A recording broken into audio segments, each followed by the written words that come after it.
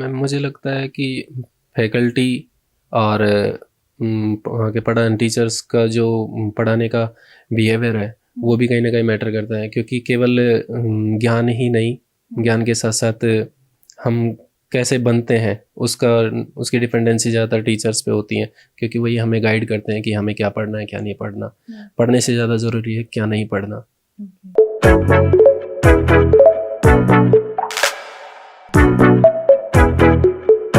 हमारे साथ है ओम प्रकाश मीना, जिन्होंने अपना यूपीएससी मेंस क्लियर किया है। आइए इनसे बात करते हैं और इनकी ज़िंदगी के बारे में कुछ बातें जानते हैं। हेलो सर एंड कॉन्ग्रेचुलेशंस कि आपने आपका मेन क्लियर किया है। Thank you ma'am. मैं पूछना चाहूँगी कि आपका मेंस में आपका ऑप्शनल सब्जेक्ट क्या था? Ma'am Hindi literature. Hindi literature. तो क्या आपने हिंदी लिटरेचर के लिए, ऑप्शनल के लिए या फिर जीएस के लिए कहीं से कोचिंग करी है? और अगर करी है तो उसके आपने क्या एस्पेक्ट्स देखे होंगे? हाँ मैम, मैंने कोचिंग की है दृष्टि IAS से, और वो मुझे काफ़ी हेल्पफुल रही एक डेडिकेटेड वे में पढ़ने के लिए, कि मुझे हाँ ये सिलेबस में ये चीज़ें पढ़नी है, मुझे बिखराव नहीं मिला और काफ़ी हेल्पफुल रही। हमने देखा है कि आजकल हिंदी के लिए बहुत सारे बच्चे जो हैं वो ऑप्ट करते हैं दृष्टि IAS को, तो उसके पीछे क्या रीज़न होगा, आप बता सकते हैं? मैम उसके पीछे रीज़न है विकास दिव्य कीर्ति सर के द्वारा हिंदी को पढ़ाया जाना। वो बड़े ही कॉम्पैक्ट और अच्छे वे में पढ़ाते हैं, और उनके नोट्स बहुत ही अच्छे हैं हिंदी लिटरेचर के लिए। तो मुझे विकास सर का जो एफर्ट है हिंदी लिटरेचर के लिए वो काफ़ी ज़्यादा अच्छा लगा। आपको क्या लगता है कि अगर कोई एस्पिरेंट कोई कोचिंग में जाता है तो उसको कौन कौन से ऐसी फील्ड हैं जिसके ऊपर उसका ध्यान जाना चाहिए?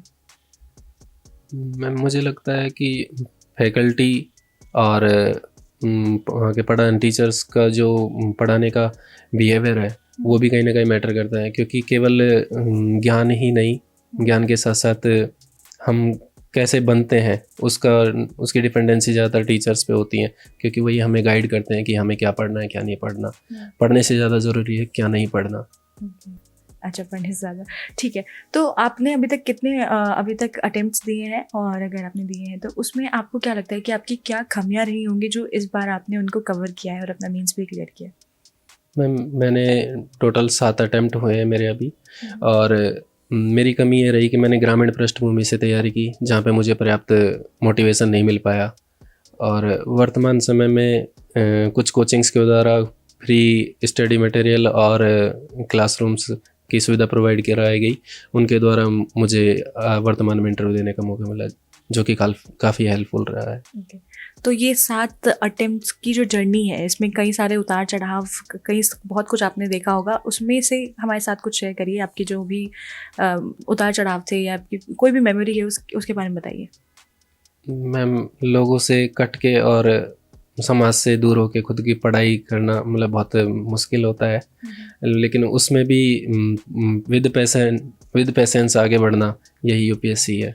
अच्छा, और आपकी जर्नी में आपको सबसे ज़्यादा मोटिवेट किसने किया? कौन आपका आइडल है, उसके बारे में बताइए। मैं मेरे पिताजी, वो हमेशा आगे बढ़ने की तरफ सोचते हैं। वो कहते हैं कि हमेशा आशावादी बने रहो, आप जिस कार्य को करते हो उसके प्रति पूर्ण डेडिकेटेड रहो, तो सफलता जरूर मिलेगी। कोई कैंडिडेट को आप अपनी तरफ से कोई सलाह देना चाहेंगे, पढ़ाई से रिलेटेड या जीवन से रिलेटेड?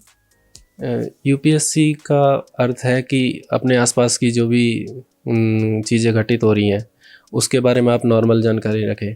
मतलब कहने का मतलब ये है कि नॉलेज किताबों से ही गेन नहीं होती, अपने आसपास से भी गेन की जा सकती है, और वही UPSC मांगती है, general perspective. Thank you so much and all the best for future. Thank you.